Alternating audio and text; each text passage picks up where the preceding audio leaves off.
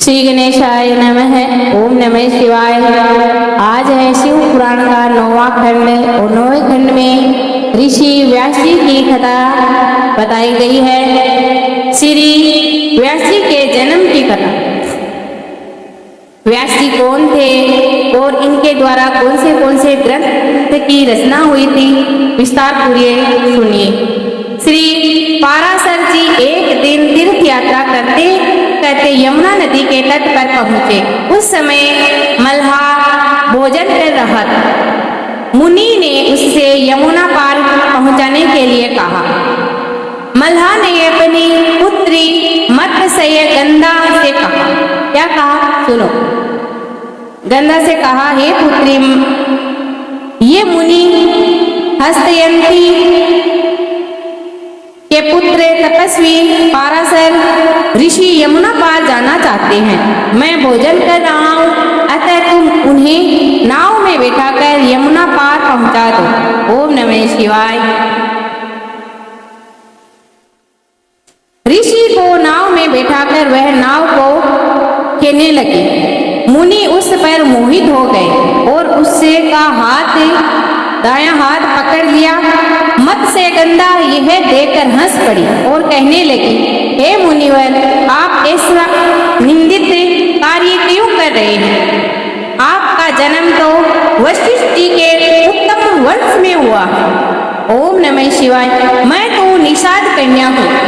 आपके साथ मेरा संभोग कैसे संभव है?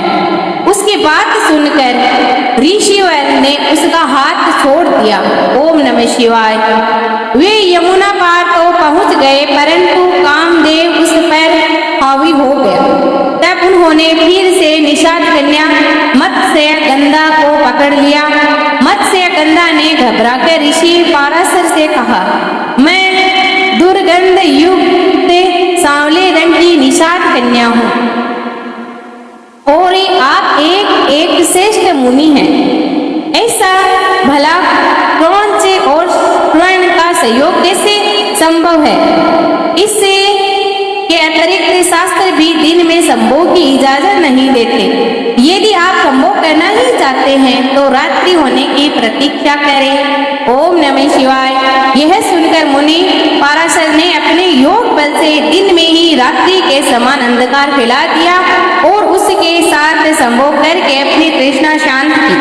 सत्य से गंगा लज्जित तथा आश्चर्य में डूब कर उनसे बोली, हे मुनिवर, अब आप तो चले जाएंगे, परंतु मेरा क्या होगा?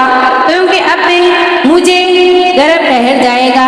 ऋषि बोले, हे बालिके, इस समय तो तू मेरे साथ संभोग का आनंद उठा और मुझे अपनी कामना बता, मैं उसे अवश्य पूरी करूंगा।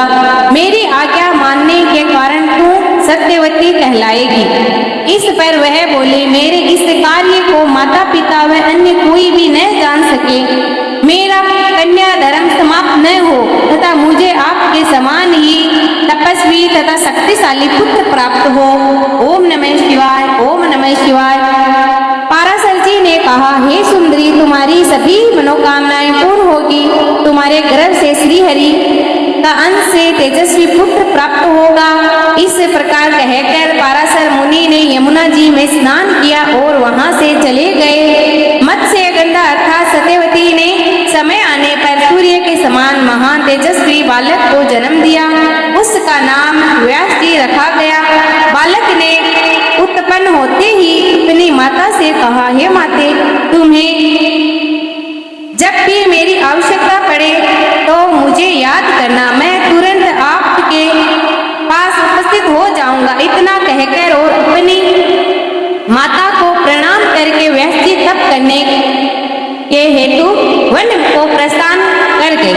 सत्यवती पुत्र स्नेह से व्याकुल होकर पिता के पास चली गई। ओम नमः शिवाय। इधर व्यास जी की तपस्या पूर्ण हो गई। उन्होंने वेदों की शाखाओं का विभाजन किया। इसी कारण उनका नाम वेद व्यासी पड़ गया। ओम नमः शिवाय।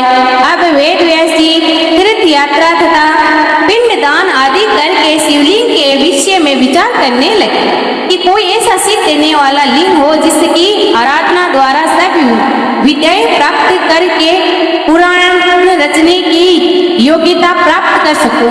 वे ध्यान मगन हो गए। कुछ समय पश्चात उनका ध्यान टूटा तो वे बोले, मुझे ज्ञात हुआ है कि धर्म, अर्थ, काम, मोक्ष प्रदान करने वाले इन अविंदक के महाक्षेत्र में मध्यमेश्वर शिवलिंग स्थापित है। इसके अतिरिक्त काशी में और कोई ऐसा शिवलिंग नहीं है। यह लिंग सभी की मनोकामनाएं पूर्ण करता है, इसीलिए मैं इसी लिंग की पूजा करूंगा। इसके कारण मैं भी पुराणों का निर्माता बन जाऊंगा। यह विचार करने के बाद गंगा स्नान करने के बाद वेद व्यास की व्रत करने लगे। ओम नमः शिवाय, ओम नमः शिवाय। उसी समय मध्येश्वर शिव जी के दर्शन हुए। बालक के रूप में भगवान शिव ने व्यास जी से कहा, मैं तुम्हारे कंठ में स्थित रहूंगा। तुम इन इतिहास, वेद, पुराण आदि का निर्माण के वाले तथा तम दान करने वाले बन जाओ। इसके बाद वेद व्यास जी ने शिव जी की कृपा से ब्रह्मा, पद्म, विष्णु, शिव, भगवान नारद, मार्कंडे, अग्नि, व्यवतृत लिंग, वाराह, सनंदे, पूरम, मत्स्य, गरुड़े, ब्रह्म, वामने, ब्रह्मांड, भविष्य, इन 18 पुराणों की रचना की। इस कथा के स्मरण से समस्त पाप नष्ट हो जाते हैं।